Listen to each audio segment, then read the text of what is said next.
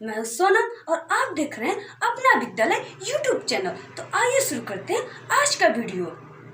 आज के इस वीडियो में हम आपको बताएंगे कि बोर्ड एग्ज़ाम के कॉपी को कैसे लिखें। ओके, बोर्ड एग्ज़ाम के कॉपी को आप कैसे लिखोगी कि आपको फुल मार्क्स मिलेंगे। तो यहाँ पे स्टूडेंट हमने बोर्ड एग्ज़ाम के एक कॉपी को हिंदी के एक पेपर को ले रखा है। ओके, तो यहाँ पे फर्स्ट जो होता है वो आपको 3 घंटे 15 मिनट का समय रहता है। तो यहाँ पे नोट में दिया होता है कि प्रारंभ में के 15 मिनट परीक्षार्थियों को प्रश्न पत्र पढ़ने के लिए निर्धारित है। यहाँ पे आपको 15 मिनट को प्रश्न पत्र को अच्छी प्रकार पढ़ लेना है, तभी उसके आंसर को लिखना है। फिर यहाँ पे स्टूडेंट यहाँ पे खंड क और इसमें खंड ख दिया होता है। तो यहाँ पे पहले हम खंड क को देखेंगे। तो यहाँ पे खंड क में जो होता है वो बहुविकल्पी प्रश्न होता है। तो यहाँ पे प्रश्न में दे रखा होता है कि कल्पलता निबंध संग्रह है। ओके, तो यहाँ पे फर्स्ट दे रखा है। तो यहाँ पे पहला क यानी कल्पलता निबंध संग्रह है। तो अब हम इसको बताएंगे कि आप इसको किस प्रकार लिखोगे, इसके आंसर को कॉपी में। ओके, तो यहाँ पे बोर्ड एग्जाम की कॉपी जैसे है, यहाँ पे स्टूडेंट आप क्या करोगे कि यहाँ पे खंड क, यहाँ पे हमने बताया आपको खंड क का उत्तर लिखना है। तो यहाँ पे पहले आप खंड क डाल दोगे, फिर उसके बाद यहाँ पे प्रश्न नंबर 1 का उत्तर, आपको प्रश्न नंबर 1 का उत्तर लिखना है।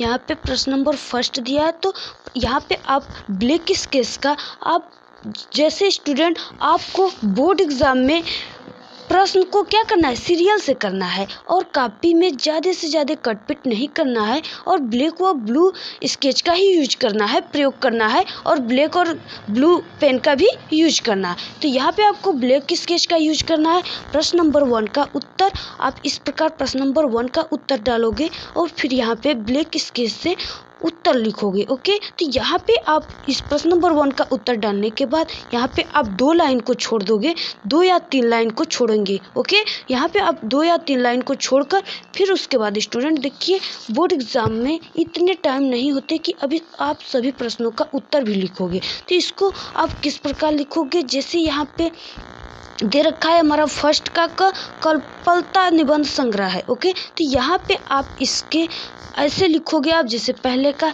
लिखोगे क। ओके, यहाँ पे क डालोगे, पहले प्रश्न नंबर 1 का उत्तर डालकर इसमें जितने भी 1 के उत्तर हैं उनको लिखेंगे। तो हम इसको किस प्रकार लिखेंगे, यहाँ पे देखिए क। ओके, तो कल्पलता निबंध संग्रह है। तो इसमें से आपको आंसर को चूज करना है कि कल्पलता निबंध संग्रह किसका है। इसमें दे रखा है हरिशंकर परसाई का, कन्हैयालाल मिश्र प्रभाकर का, प्रोफेसर जी सुंदर रेड्डी का, वासुदेव अग्रवाल का। ओके, यहाँ पे ऑप्शन दे रखा है। तो जो कल्पलता निबंध संग्रह है वो किसका है, वासुदेव शरण अग्रवाल का। ओके, तो यहाँ पे आप क का, यहाँ पे हमारा ऑप्शन नंबर कौन सा सही है, 5 वाला सही है। तो यहाँ पे आप क का 5 नंबर डालोगे। ओके, क का 5 नंबर डालकर और जो सही रहेगा उसको आप लिख दोगे कि वासुदेव शरण अग्रवाल। तो इस प्रकार हो गया पहला आंसर। फिर उसके बाद दूसरा भी आप समझ गए। तो यहाँ पे कन्हैयालाल मिश्र प्रभाकर की बाजे पैलिया के घुंघरू किस विधा की रचना है। यहाँ पे स्टूडेंट आपको अच्छी प्रकार से पेपर को पढ़ना है, बोर्ड एग्जाम के पेपर को, क्योंकि यहाँ पे क्या पूछ रखा है, विधा पूछ रखा है, रचना नहीं पूछ रखा है। तो यहाँ पे ये किस विधा की रचना है, पहला दे रखा है संस्मरण, ललित निबंध और रेखाचित लघु कथा। ओके, तो यहाँ पे जो कन्हैयालाल मिश्र प्रभाकर की बाजे पैलिया के घुंघरू विधा है वो किसका है, ललित निबंध का। तो इसको आप किस प्रकार लिखोगे, ख का, और कौन सा सही है, ललित निबंध हमने बताया, तो ये दूसरा सही है। तो आप इसको ख का दूसरा लिखोगे और यहाँ पे ललित निबंध लिखोगे। ओके, और यहाँ पे स्टूडेंट ग का भी उसी प्रकार है। ओके, इसी प्रकार ग के भी आंसर को आप लिख दोगे। यहाँ पे जैसे ग का आंसर भी दिया है, तो निबंध में कौन हजारी प्रसाद द्विवेदी का उपन्यास नहीं है। तो यहाँ पे चारूचंद्र लेख, पुनर्वा, अनामदास का पोता, तट की खोज। तो यहाँ पे जो तट की खोज है वो क्या है, हजारी प्रसाद द्विवेदी का उपन्यास नहीं है, ये हरिशंकर परसाई का उपन्यास है। तो यहाँ पे जो 3 है दे रखा है ये हजारी प्रसाद द्विवेदी का है, बट ये तट की खोज नहीं है। तो यहाँ पे आप क्या लिखोगे, ग का 5वां। ओके, तो यहाँ पे हमने ग का 5वां लिखे। इसी प्रकार स्टूडेंट नेक्स्ट क्वेश्चन भी इसी प्रकार होंगे। तो ये हो गए निम्न में से मेरे विचार की कृति के लेखक है। ओके, तो इसके मेरे विचार की कृति के लेखक कौन है, प्रोफेसर जी सुंदर रेड्डी है, एक क्लास 12 का है, हिंदी। ओके, तो यहाँ पे हमने इस प्रकार प्रोफेसर जी सुंदर रेड्डी को लिखा। तो ये जो बोर्ड एग्जाम के पेपर होते हैं उसमें जो बहुविकल्पी प्रश्न होते हैं वो 10 नंबर के होते हैं। 5 होता है गद्य से और 5 ठो होता है पद्य से। तो इसी प्रकार हमने गद्य से लिखा है, ठीक है। गद्य प्रश्न नंबर 1 में गद्य का दिया होता है। फिर उसके बाद प्रश्न नंबर 2 में, यहाँ पे देखिए प्रश्न नंबर 2 में पद से दिया होता है, ओके। तो यहाँ पर जिस प्रकार प्रश्न नंबर 1 है उसी प्रकार आप प्रश्न नंबर 2 बहुविकल्पी है तो उसी प्रकार लिखेंगे जिस प्रकार हमने इसको लिख रखा है, ओके। फिर हमारा उसके बाद स्टूडेंट जो थर्ड क्वेश्चन है उसको अब एक प्रकार से और लिखते हैं, ठीक है। तो यहाँ पे जो थर्ड क्वेश्चन दे रखा है ये बहुत ही इंपॉर्टेंट होता है। तो यहाँ पे स्टूडेंट देखिए जो थर्ड क्वेश्चन दिया रखा है, ओके। तो दिए गए गद्यांश पर आधारित निम्नलिखित प्रश्नों के उत्तर देना है। तो इसको आपको पहले अच्छे से पढ़ लेना है, क्योंकि पहले आता था कि ये जो लिखा होता था इसकी सभी की व्याख्या करनी होती थी, इस सभी को क्या अर्थ लिखनी होती थी। लेकिन अब नहीं, अब बहुत ही सुविधा हो गया है। अब आपको सिर्फ जो इसमें आपको अच्छी तरह से इसको पढ़ना है, ठीक है। दिए गए गद्यांश पर आधारित निम्नलिखित प्रश्नों के उत्तर आपको ये 10 नंबर की होती है। पहले आपको इस कहानी जो लिखा है इसको अच्छी तरह पढ़ना है और इसमें से फिर इसके नीचे क्या आंसर क्वेश्चन दिया होता है किस प्रकार से। तो यहाँ पे स्टूडेंट ये क्वेश्चन दिया होता है, इसी क्वेश्चन को पढ़कर इसी में से क्या करते हैं आंसर को छांटते हैं, ओके। फिर उसके बाद ये 2 दिया होता है स्टूडेंट, पहला ये रहेगा और दूसरा एक अथवा कर दिया होता है। आपको पहले से अच्छी तरह पहले को पढ़ लेना है। अगर आपको पहला नहीं समझ में आ रहा है कि ये किस पार्ट का है तो आप सेकंड वाले को देखोगे, ठीक है, जो अथवा है उसको देखोगे। उसमें अगर आपको ये समझ में आ गया कि नहीं ये किस पार्ट का है, हाँ हमें पता हो गया, तो आप इसी को ही लिखोगे। जिस क्वेश्चन का आपको आंसर बिल्कुल कंफर्म है उसी को आप लिखोगे, ठीक है। तो यहाँ पे स्टूडेंट जैसे यहाँ पे सेकंड वाला है, ओके। तो यहाँ पे पहले आप इसको पढ़ोगे, फिर पढ़ने के बाद हमने बताया कि इसकी आंसर देना होता है। पहले इसकी व्याख्या करनी होती थी लेकिन अब नहीं, अब इसकी आंसर देनी होती है। तो यहाँ पे आप पढ़ लिए, ओके। यहाँ पे पढ़ लिए, मैं यह नहीं मानता कि समृद्धि और ठीक है आध्यात्मक एक दूसरे के विरोधी है या भौतिक वस्तु की इच्छा रखना कोई गलत सोच है। उदाहरण के तौर पर मैं खुद न्यूनतम वस्तुओं का भोग करते हुए जीवन बिता रहा हूँ, लेकिन मैं सर्वत्र समृद्धि की कद्र करता हूँ क्योंकि समृद्धि अपने साथ सुरक्षा तथा क्या विश्वास को लाती है। तो इस प्रकार आप इसको पढ़ोगे, फिर इस रेखांकित चित्र आंसर को पढ़ोगे, फिर इसके बाद आप क्या करोगे कि इसकी जो क्वेश्चन दिया रहता है उसके आंसर को लिखोगे। तो इस आंसर को आप किस प्रकार लिखोगे कि आपको 10 मार्क्स मिलेंगे।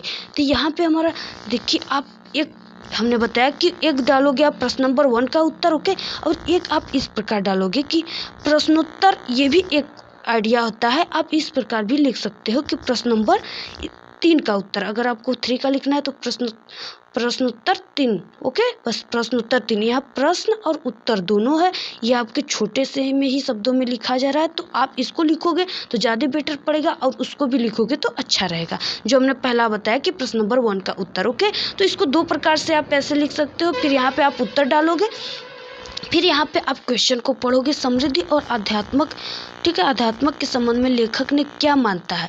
तो यहाँ पे स्टूडेंट हमने बताया कि इसमें से आपको क्वेश्चन को क्या करना पड़ेगा, इसको पढ़कर क्वेश्चन को, इसी में से आपको क्वेश्चन दिया रहता है और इसी को छाटेंगे, ठीक है। तो लेखक यह नहीं मानता है कि समृद्धि और आध्यात्मक एक दूसरे के विरोधी है। तो यहाँ पे दे रखा है कि मैं यह नहीं मानता कि समृद्धि और आध्यात्मक एक दूसरे के विरोधी है, तो आपको इसी में से ही आंसर मिलेंगे, ओके। तो यहाँ पे पहला ये हो गया इसकी आंसर कि लेखक यह नहीं मानता कि समृद्धि और आध्यात्मक एक दूसरे के विरोधी है।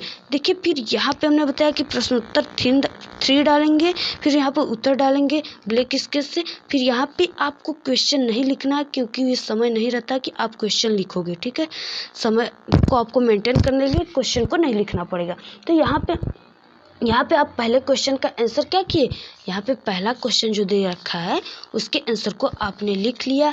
यहाँ पे जब पहले क्वेश्चन को लिख लिया तो फिर उसके बाद आप 2 या 3 लाइन को छोड़ देंगे, ओके। यहाँ पे पहला डालोगे स्केच से, ब्लैक स्केच से, फिर पहले का आंसर लिखोगे और 2 या 3 लाइन को आप छोड़ दोगे। फिर उसके बाद आप क्या करोगे, सेकंड आंसर को, क्वेश्चन को पढ़ेंगे और सेकंड आंसर को देंगे। तो यहाँ पे फिर सेकंड आंसर हमारा क्वेश्चन क्या दे रखा है, समृद्धि अपने साथ क्या लाती है। तो हमने बताया कि आपको इसी में से पढ़कर, इसी जो लाइन है इसी में से पढ़कर आपको लिखना है इसके आंसर को। ओके, तो समृद्धि अपने साथ क्या लाती है, यहाँ पे हमने आपको इसको अच्छी तरह पढ़ना है। समृद्धि अपने साथ सुरक्षा तथा विश्वास को लाती है, यहाँ पे दे रखा है। तो इसमें आप लिख दोगे कि समृद्धि अपने साथ सुरक्षा तथा विश्वास को लाती है। फिर उसके बाद हमारा, ठीक है, उसके बाद हमारा तीसरा क्वेश्चन क्या दे रखा है, न्यूनतम और अनंत का क्या अर्थ है। तो इसका अर्थ आप लिख लीजिएगा इसी प्रकार, जिस प्रकार हमने इस क्वेश्चन को इसी में से छाट कर लिखे, उस प्रकार आप न्यूनतम और अनंत का अर्थ लिख लोगे। न्यूनतम होता है कम, अनंत यानी जिसका कोई अंत ना हो। तो इसका आप अर्थ को लिख लेंगे। फिर उसके बाद ये आता है कि रेखांकित अंश की व्याख्या कीजिए। तो ये जो रेखांकित अंश का व्याख्या होता है उसको, ये जो यहाँ पे देखिए स्टूडेंट, रेखांकित अर्थात क्या होता है कि ये शब्द लिखे हैं, इनके नीचे क्या है, ये रेखा खींची गई है। तो जिन लाइनों के, जिन शब्दों के नीचे रेखा खींची गई है उन्हीं का सिर्फ आपको अर्थ लिखना है। ओके, तो ये हो गया रेखांकित अंशों की व्याख्या करना। फिर उसके बाद जो इम्पोर्टेंट क्वेश्चन होती है, जिससे लिखने की अच्छी स्टाइल होती है, तो यहाँ पे गद्यांश से संबंधित पाठ का शीर्षक और उसके लेखक का नाम लिखिए। ये बहुत ही इम्पोर्टेंट क्वेश्चन होती है। और इसको अब देखेंगे हम कि इसको किस प्रकार से लिखेंगे कि इसमें फुल मार्क्स मिलेंगे। ओके, तो यहाँ पे ये 5वां क्वेश्चन था। तो ये 5वां क्वेश्चन को यहाँ पे आप 5वां डालेंगे। फिर उसके बाद यहाँ पे लिखोगे प्रस्तुत गद्यांश। अगर ये 2 आते हैं, एक गद्य से आते हैं, एक पद्य से। तो यहाँ पे हमने गद्य से लिखा है प्रस्तुत गद्यांश का शीर्षक। ओके, शीर्षक, फिर जो पाठ का नाम है, हमने बताया कि इसी में से जो ये क्वेश्चन यहाँ पे क्या, ये पैरा जो दे रखा है, आप इसको पढ़ेंगे तो आपको, अगर बुक को आप हिंदी के बुक को अच्छे से पढ़े रहेंगे तो आप इसको पढ़ेंगे तो आप जान जाओगे कि नहीं ये इस पाठ का है। ओके, तो आप ये किस पाठ का है आपने पढ़ा होगा, ये अब्दुल कलाम। ओके, ये अब्दुल कलाम का है और पाठ का है हम और हमारा आदर्श। ओके, इनके लेखक अब्दुल कलाम है और ये पाठ हम और हमारा आदर्श है। तो यहाँ पे प्रस्तुत गद्यांश का शीर्षक हम और हमारा आदर्श, आप इसको यहाँ प्रस्तुत गद्यांश का शीर्षक को ब्लू पेन से लिखोगे। फिर जो इसके लेखक, इसके जो पाठ है, पाठ का नाम है, लेसन का नाम है, उसको आप क्या लिखोगे, हम और हमारा आदर्श, ब्लैक पेन से लिखोगे और यहाँ पे कामा दोगे। यहाँ पे क्या दोगे, कामा दोगे। तो है, ठीक है, हम और हमारा आदर्श तथा इसके लेखक, इसके जो लेखक है वो कौन है, डॉक्टर APJ अब्दुल कलाम। तो यहाँ पे आप डॉक्टर APJ अब्दुल कलाम को भी किससे लिखोगे, ब्लैक पेन से लिखोगे। तो यहाँ पे ये हो गया इसके लिखने की तरीका। ठीक है, आप इस प्रकार अगर बोर्ड एग्जाम में लिखोगे तो आपको फुल मार्क्स मिलेंगे और ये 10 मार्क्स के होते हैं। अगर आप इसके, ठीक है, आप इसके ऐसे लिखोगे आंसर तो आपको 2 मार्क्स के इसके प्रत्येक आंसर रहे क्वेश्चन है तो आपको 2 मार्क्स प्रत्येक आंसर पर मिलेंगे और आपको 10 मार्क्स फुल मिलेंगे।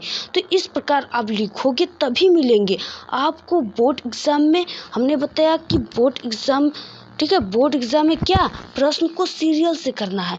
देखिए, आपको जो प्रश्न होता है आप अपनी पूरी कोशिश करिए कि आप प्रश्न को क्या करो, सीरियल से करो। ये नहीं कि हम पहला क्वेश्चन का आंसर लिख दिए फिर जाकर तीसरा का क्वेश्चन का आंसर लिखे, ओके, दूसरा का नहीं लिखे। नहीं, आपको प्रश्न को सीरियल से करना है, क्योंकि आप अगर प्रश्न को सीरियल से करोगे तो जो कॉपी चेक करने वाला टीचर होता है उसको क्या होगा, उसको आंसर ढूंढने में परेशानी नहीं होगी, जिससे कि वो आपको फुल मार्क्स देगा। और कॉपी में ज़्यादातर कट पिट ना करो, ठीक है। अगर बाई चांस आपका कोई शब्द गलत हो गया, ठीक है, यहाँ पे जैसे क है, ये गलत हो गया तो आप इसको एक बार ऐसे काट सकते हो। एक आध बार ही गलत करिए, बार बार गलत मत करिए। एक बार गलत हो गया तो आप इसको ऐसे काट सकते हो, तब तो ये सही है। ये नहीं कि क इस प्रकार है तो अब उसको हम ऐसे लगे रंगने, नहीं, इसको आपको ऐसे रंगना नहीं है। अगर आपको काटना है ये तो आप इसको ऐसे काट सकते हो, ओके। तो ये हो गया आपका रॉन्ग तरीका, ये सही तरीका। फिर उसके बाद ब्लैक व ब्लू स्केच का ही यूज करें, ये तो हमने पहले ही बताया। फिर उसके बाद जो इम्पोर्टेंट बात है स्टूडेंट, वो हम आपको बताएंगे कि जैसे ये नहीं कि प्रश्नोत्तर, यहाँ पे हमने जैसे देखिए यहाँ पे जैसे हमने प्रश्न उत्तर लिख दिया, ठीक है, प्रश्न नंबर 1 का उत्तर, तो यहाँ पे हमने पहले के सभी उत्तरों को लिख दिया।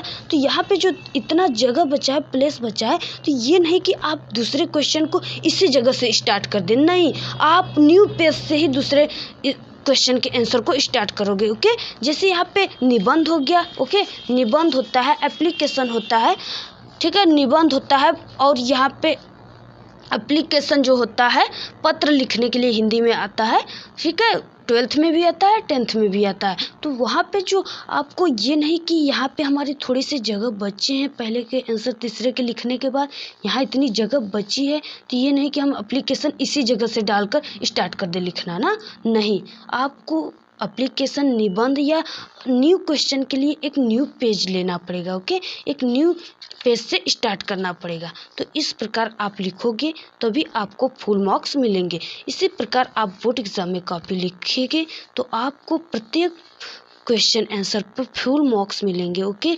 आपको क्वेश्चन को नहीं लिखना है, सिर्फ आंसर को लिखना है, और प्रत्येक एक आंसर को लिखने के बाद आपको 2 लाइन या 3 लाइन छोड़ना है। ओके, और यहाँ पे जो क्वेश्चन शब्द के बीच जो जगह होती है, आपको एक पेन की जगह को छोड़नी है, ठीक है, ज़्यादा सटाकर नहीं लिखनी है शब्दों को। आपको देखिए जैसे हमारे एक पेन की जगह इन शब्दों के अंदर हमारे बीच में अंतराल में छूटा हुआ है। तो इस प्रकार आप लिखोगे, अच्छे से लिखोगे, आपको अच्छे मार्क्स मिलेंगे, क्योंकि हिंदी में अधिकतर जो राइटिंग होती है उस पर क्या होते हैं, नंबर कटते हैं। ओके, तो आज के इस वीडियो में इतना ही। अगर आपको वीडियो पसंद आए तो वीडियो को लाइक कर दीजिएगा और शेयर कर दीजिएगा।